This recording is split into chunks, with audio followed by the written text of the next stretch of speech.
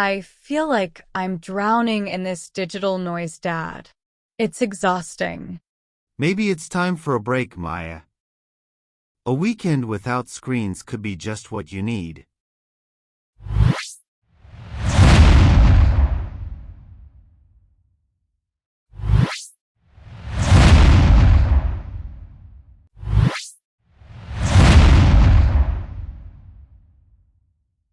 I need this.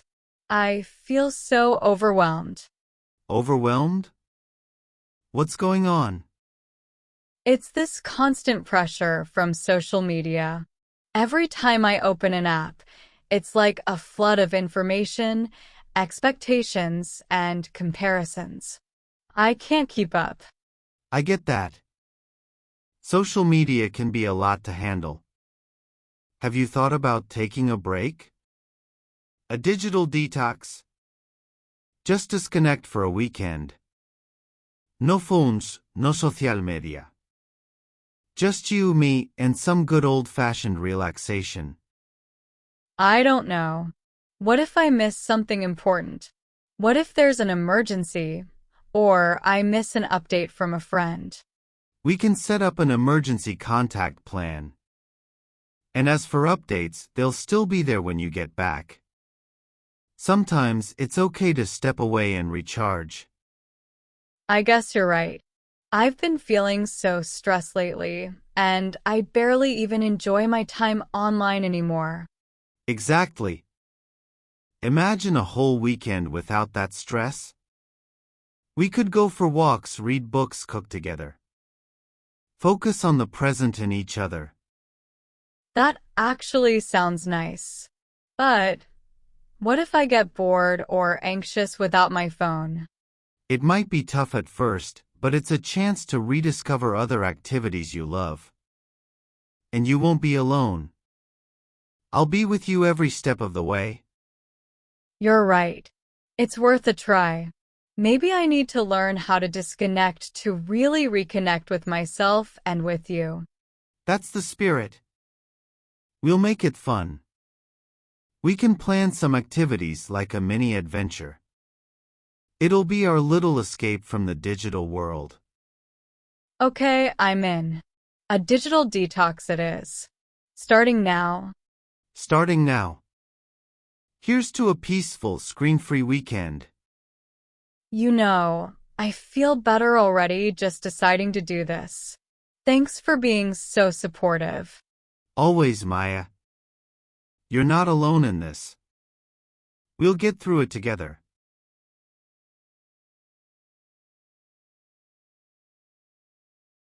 This is so refreshing, Mom. I can't remember the last time I just walked through the park without checking my phone every few minutes. I'm glad you're enjoying it, Maya. So, tell me more about this digital detox. What made you decide to do it? Well, it all started last night. I was sitting with Dad, and I just felt so overwhelmed by social media. It's like I couldn't breathe. Every time I opened an app, it was just more noise, more pressure. David suggested I take a break, and honestly, it sounded like the best idea. I can understand that.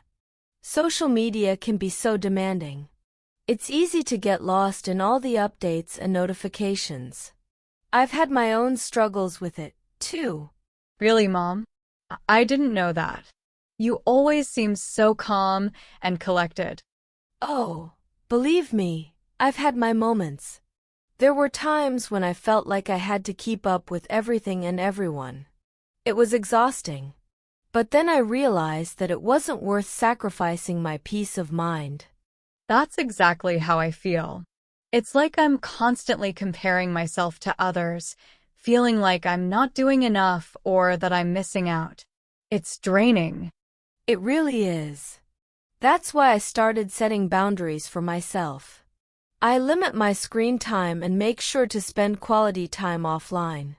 It's made a huge difference. That sounds like a good strategy.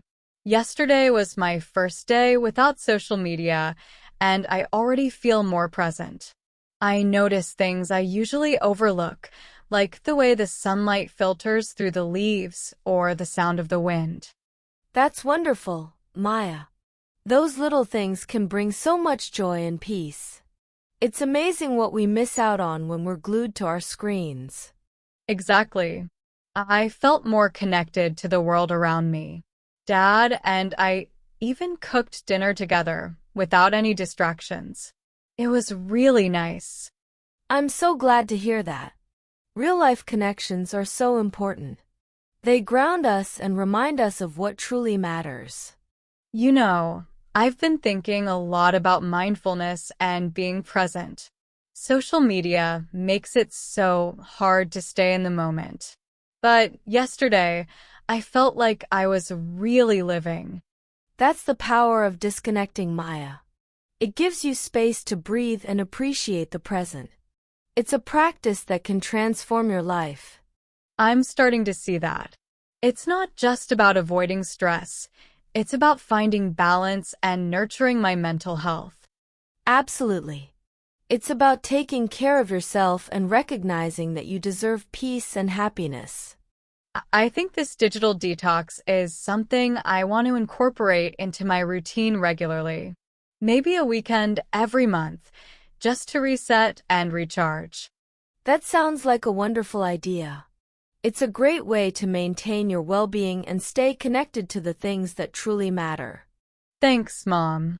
Your support means a lot to me. I feel like I'm on the right path. You're doing great, Maya.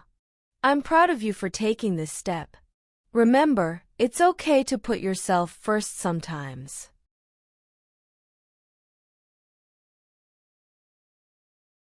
Good morning, Maya. How was your weekend? Good morning, Professor Thompson. It was actually quite different from my usual weekends. I decided to do a digital detox. A digital detox? That sounds intriguing. Tell me more about it. Well, I realized I was spending way too much time on social media, and it was starting to affect my mental health and productivity. So, I decided to take a break from all my devices for the weekend. That's a bold move, especially in today's world where we're constantly connected. How did it go? At first, it was challenging. I kept reaching for my phone out of habit. But as the day went on, I started to enjoy the freedom. I spent more time outdoors, read a book I've been meaning to get to, and even cooked a nice meal without any distractions. That sounds wonderful. It's amazing how much more we can accomplish when we're not glued to our screens. What did you find most challenging about the detox? The hardest part was the fear of missing out. I kept thinking about all the updates I might be missing, but I realized that most of them weren't that important. By the end of the weekend, I felt more relaxed and present. That's a common challenge. The fear of missing out can be quite powerful, but it's often exaggerated in our minds. The benefits of disconnecting can be significant, as you've experienced. Absolutely. I felt like I had more time and energy for the things that really matter. It made me think about how I can maintain this balance even after the detox. That's a crucial point, Maya.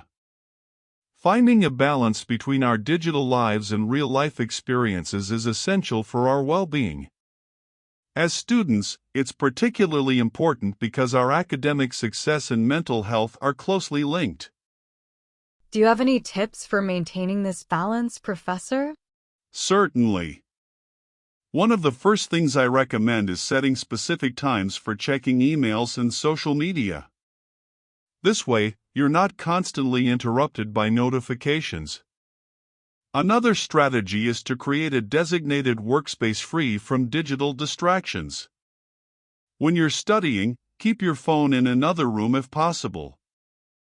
Those sound like great ideas. I often find myself distracted by my phone when I'm trying to study. Another important aspect is taking regular breaks. Studies have shown that taking short, frequent breaks can improve focus and productivity. During these breaks, try to do something that doesn't involve screens, like stretching, going for a walk, or having a face-to-face conversation with a friend. I can definitely see how that would help. I've noticed I'm much more focused after taking a short walk outside. Exactly. It's also helpful to have a digital curfew. Set a time in the evening after which you don't check emails or social media. This can help improve your sleep quality and give your mind a chance to unwind. That makes a lot of sense. I often find myself scrolling through my phone right before bed, and it does affect my sleep. Many people do, but breaking that habit can have a significant positive impact. Lastly, it's important to be mindful of your screen time and to regularly reflect on how you're using your devices. Are they serving you, or are you serving them? I'll definitely try to be more mindful. Thank you, Professor Thompson. This conversation has been really helpful. I'm glad to hear that, Maya. Remember, finding balance is an ongoing process. It's about making small, consistent changes that lead to a healthier, more fulfilling life. And it's okay to seek support from friends, family, or mentors along the way. Thank you. I really appreciate your advice and support. I'm looking forward to seeing how these changes can improve my life.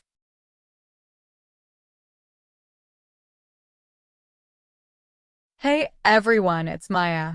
I wanted to take a moment to share my thoughts and reflections on this weekend's digital detox.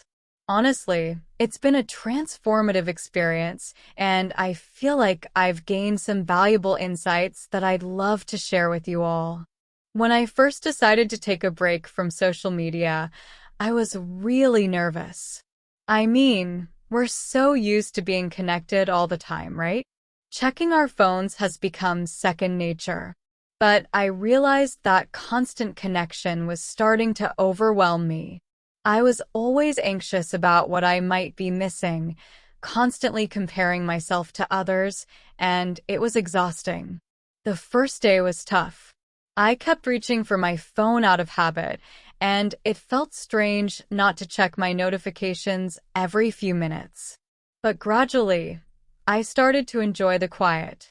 I found myself more present in the moment, noticing things I usually overlook. I went for a walk in the park, read a book, and even had a long conversation with my mom. It was refreshing. One of the biggest things I noticed was how much time I actually have when I'm not scrolling through social media. It's like I discovered extra hours in the day. I use that time to do things that truly make me happy and relaxed, like cooking, journaling, and spending quality time with my family. Social media isn't all bad. It helps us stay connected and informed, but it's important to recognize the potential harms. Constant exposure to the highlight reels of others' lives can lead to feelings of inadequacy and low self-esteem. We end up comparing our behind the scenes with someone else's highlights, and that's just not fair to ourselves. There's also the issue of misinformation and the pressure to always be on. We're bombarded with so much information that it's easy to feel overwhelmed and stressed. And let's not forget the physical toll it takes on us. Eye strain, poor posture, and disrupted sleep patterns from staring at screens all day. That's why disconnection and relaxation are so crucial. Taking a break from our devices allows us to recharge and focus on what really matters. It helps us reconnect with ourselves and the world around us. We can practice mindfulness, engage in hobbies, and nurture our relationships without the constant distraction of notifications. This weekend, I felt a sense of peace that I haven't felt in a long time. I realized that I don't need to be constantly connected to be happy. In fact, disconnecting has made me appreciate the simple joys of life even more. I've learned that it's okay to step back, take a break, and prioritize my mental health.